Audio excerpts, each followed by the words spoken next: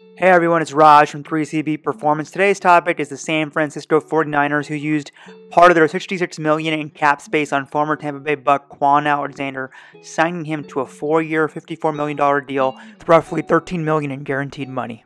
Kwon is still rehabbing from a non-contact ACL rupture that he suffered on October 21st, 2018 against the Browns.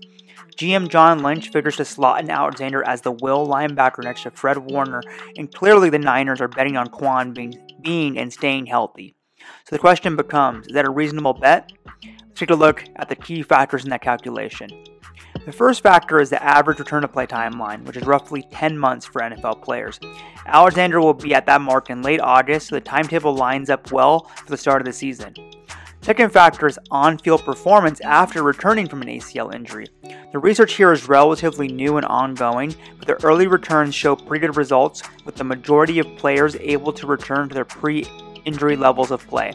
The third factor is injury risk moving forward.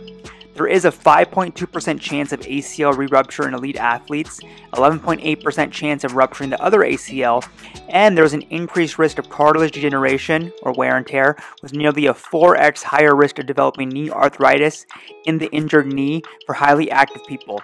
That being said, it typically takes 5 to 7 years for even mild arthritis to manifest, so likely isn't a concern for the 49ers and Kwon in this deal.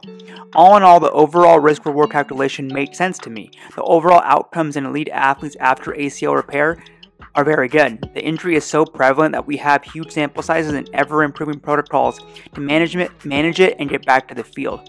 There's always going to be inherent risks that are part and parcel with the injury regardless. An additional key factor for Kwon Alexander is that by all accounts, he has a very positive, resilient growth mindset. That attitude is critical for recovery. The final piece to understand here is that one of the last things to come back after an ACL rupture is confidence in movement and getting over fear of re-injury, known as kinesiophobia. So we have to be measured when judging his early level of play and impact. Patience is a virtue.